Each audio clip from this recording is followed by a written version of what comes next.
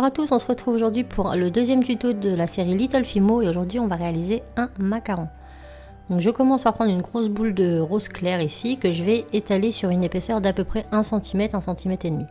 Lorsque ma plaque est étalée, je prends un petit morceau de plastique et je viens marquer mes ronds pour former mes coques. Donc là vous voyez ça donne un effet bombé à notre coque, donc on marque nos deux coques. Une fois que c'est fait, on retire le plastique et on repasse un coup d'emporte-pièce pour venir découper cette fois la pâte.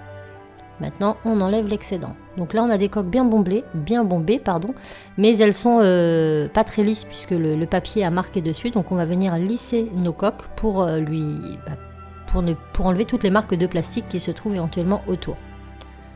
Et maintenant, on va venir tout simplement faire notre collerette. Donc je décolle de mon plan de travail, je peux lui redonner une petite forme générale s'il y a de la pâte qui dépasse un petit peu due à l'emporte-pièce. Donc je viens tout simplement comme ça un peu réétaler dans mes doigts. Et maintenant la collerette, vous allez voir c'est très simple. Vous allez prendre un outil pointu, aiguille ou cure-dent et on va tout simplement venir marquer en appuyant. Donc je place mon aiguille et hop, je tourne autour. Je la place, je tourne autour. Et comme ça, on va tout simplement venir faire la démarcation pour pouvoir faire notre petite collerette après. Donc ma démarcation est faite. Maintenant, je vais venir gratter tout ce qui se trouve sous la démarcation. Donc je fais ça tout autour, je prends mon temps et je fais ça pour les deux collerettes. Une fois que ce sera fait, il ne me restera plus qu'à enfourner en pré-cuisson mes collerettes. Donc vous les mettez plus ou moins 5 minutes à 120 degrés avant de pouvoir mettre la ganache. Donc là, je finis de texturer et je passe au four. Pendant que ça cuit, je vais venir faire ma ganache. Donc pour cela, je prends exactement le même rose que je mélange avec du blanc à part égale.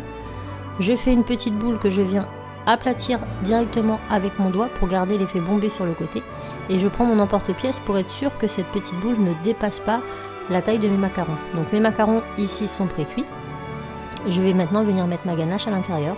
Donc pour cela, je mets tout simplement, donc je vérifie quand même toujours que ça aille bien. Lorsque c'est bon, je prends ma Fimo liquide, je viens en mettre un petit peu au centre de chaque coque et ensuite je mets ma ganache.